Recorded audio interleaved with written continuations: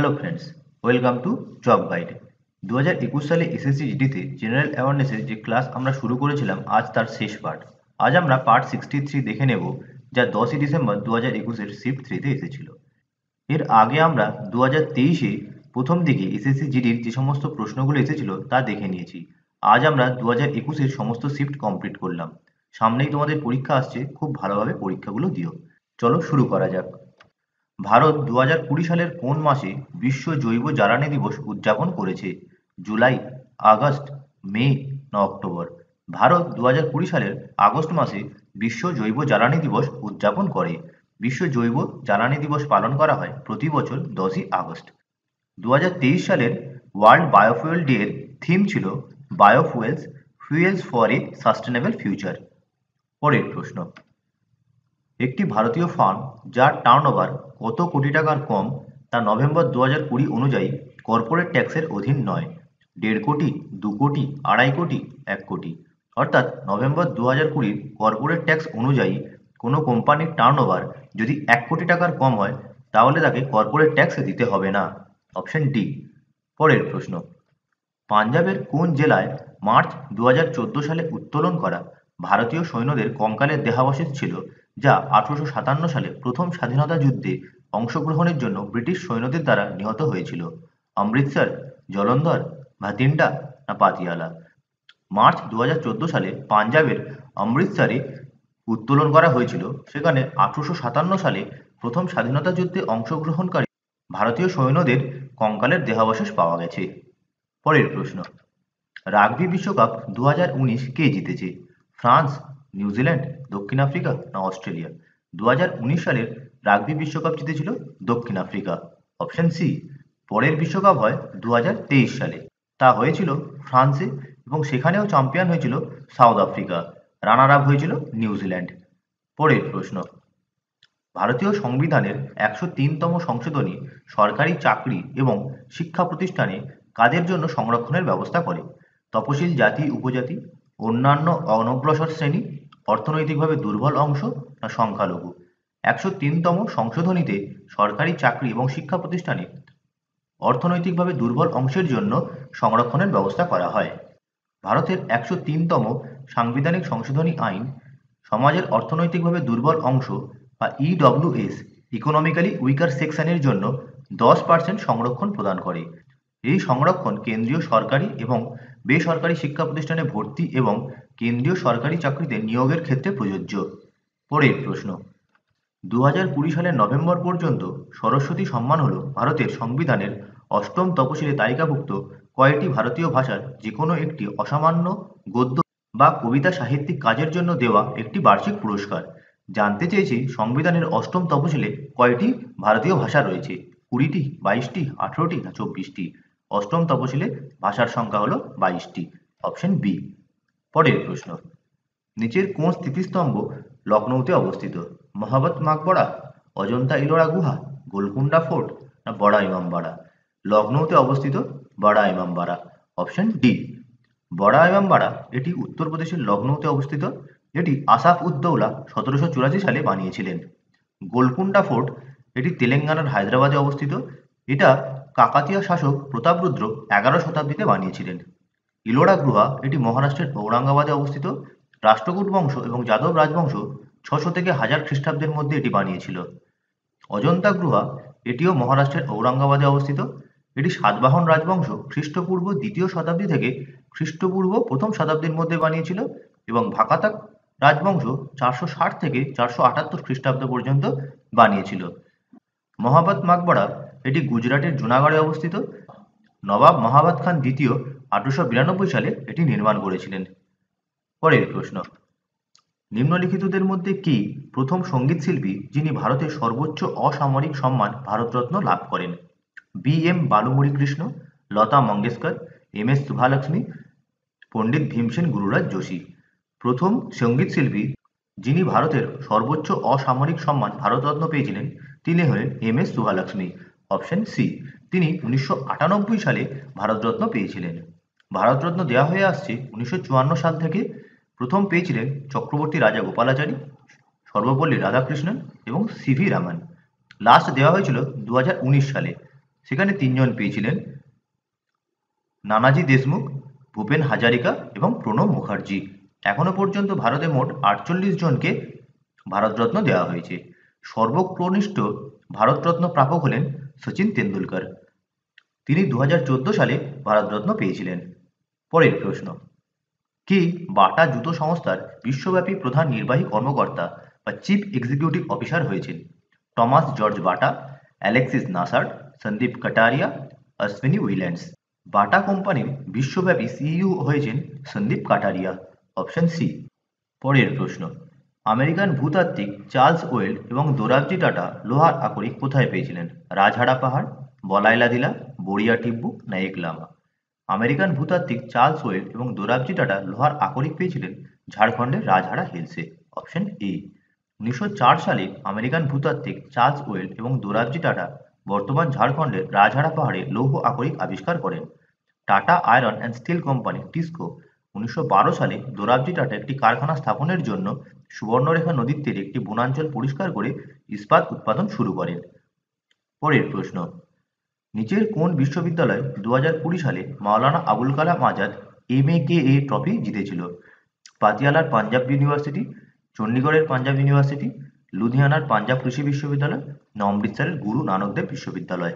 2020 সালের মাওলানা আবুল কালাম আজাদ ট্রফি পেয়েছিল চণ্ডীগড়ের পাঞ্জাব বিশ্ববিদ্যালয়। Option B. 2023 সালে এই পুরস্কার পেয়েছেন অমৃতসরের গুরু নানক দেব ইউনিভার্সিটি। পরের প্রশ্ন, নিম্নলিখিত কোন বছরে শিখদের নবম গুরু শ্রী তেগ বাহাদুরকে ঔরঙ্গজেব মৃত্যুদণ্ড দিয়েছিলেন? 1675, 1745, 1539 না 1689? শিখদের নবম গুরু শ্রী গুরু তেগ বাহাদুরকে ঔরঙ্গজেব মৃত্যুদণ্ড দিয়েছিলেন 1675 সালে। Option A. মুঘল সম্রাট ঔরঙ্গজেব 24শে নভেম্বর 1675 সালে দিল্লিতে নবম শিখ গুরু গুরু তেগ বাহাদুরের সর্বজনীন শিরচ্ছেদ করার আদেশ দেন ইসলাম ধর্ম গ্রহণ করতে অস্বীকার করার জন্য এবং মুঘলদের জোরপূর্বক ধর্মান্তরের বিরোধিতা করার জন্য গুরু তেগ বাহাদুরের শিরচ্ছেদ করা হয়েছিল। পরের প্রশ্ন, 29শে সেপ্টেম্বর 2020-তে বিশ্ব হৃদরোগ দিবস উপলক্ষে ওয়ার্ল্ড হার্ট ফেডারেশন দ্বারা প্রতিষ্ঠিত বিশ্ব স্বাস্থ্য সংস্থার সাথে যৌথভাবে কোন হৃদরোগকে পৃথিবীতে মৃত্যুর 1 নম্বর কারণ হিসেবে ঘোষণা করেছে? Cardiovascular disease CVD, arrhythmia, coronary artery disease CAD, cardiomyopathy. World heart federation এবং বিশ্ব স্বাস্থ্য সংস্থা যৌথভাবে কার্ডিওভাস্কুলার ডিজিজকে বিশ্বের 1 নম্বর মৃত্যুর কারণ হিসেবে ঘোষণা করেছিল। পরের প্রশ্ন, নিচের কোনটি শব্দ তরঙ্গের বৈশিষ্ট্য নয়? Electromagnetic, mechanical, longitudinal, progressive. শব্দ তরঙ্গের বৈশিষ্ট্য নয়, ইলেকট্রোম্যাগনেটিক। Option A. পরের প্রশ্ন, কোন শহরে 24শে আগস্ট থেকে 5ই সেপ্টেম্বর পর্যন্ত 2021 সালের গ্রীষ্মকালীন প্যারা অলিম্পিক আয়োজন করবে? Tokyo, Beijing, Atlanta, Toronto. 2021 সালের সামার প্যারা অলিম্পিক হয়েছিল টোকিওতে। Option E. 2021 সালে অনুষ্ঠিত প্যারা অলিম্পিকে ভারত মোট 19টি পদক পেয়েছিল, যার মধ্যে ছিল 5টি সোনা, 8টি রূপা এবং 6টি ব্রোঞ্জ, এবং ভারতের র্যাঙ্ক ছিল 24তম।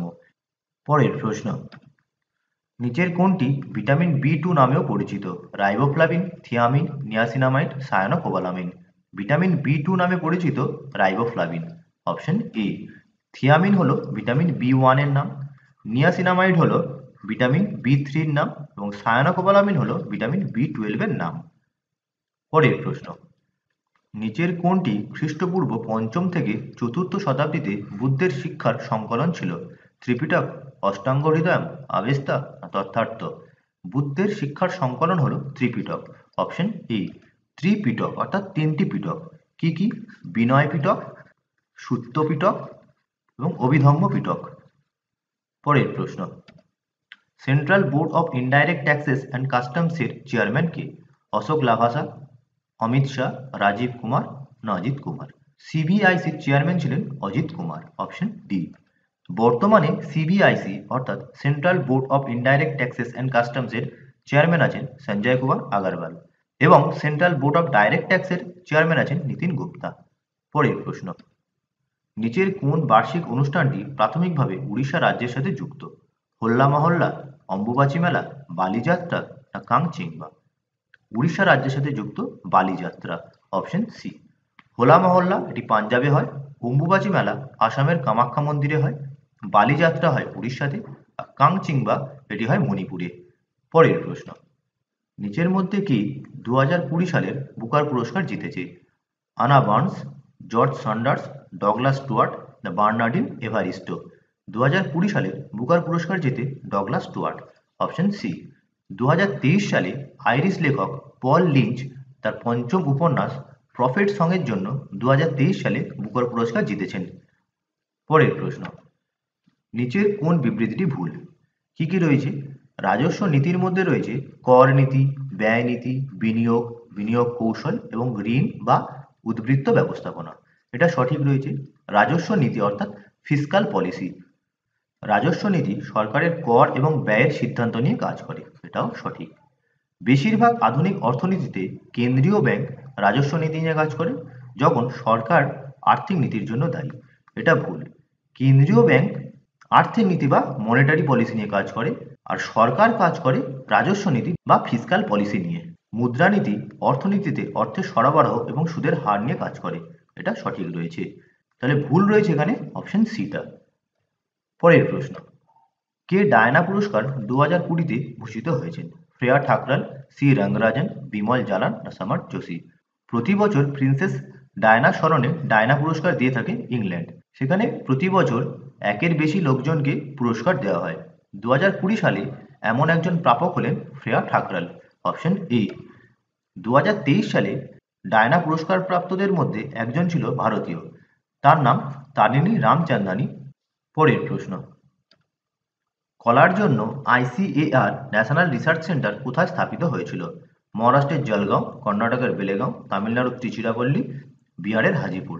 ICAR national research centre for banana এটি তামিলনাড়ুর তিরুচিরাপল্লীতে অবস্থিত, অপশন সি। পরের প্রশ্ন, আরব সাগরের কোন দ্বীপ দেশ ভারতের প্রতিবেশী? মালদ্বীপ, শ্রীলঙ্কা, ইন্দোনেশিয়া না মায়ানমার? ভারতের প্রতিবেশী দ্বীপ দেশ যা আরব সাগরে অবস্থিত তা হলো মালদ্বীপ, option A. Sri Lanka, Indonesia, Myanmar এই তিনটি ভারত মহাসাগরে অবস্থিত।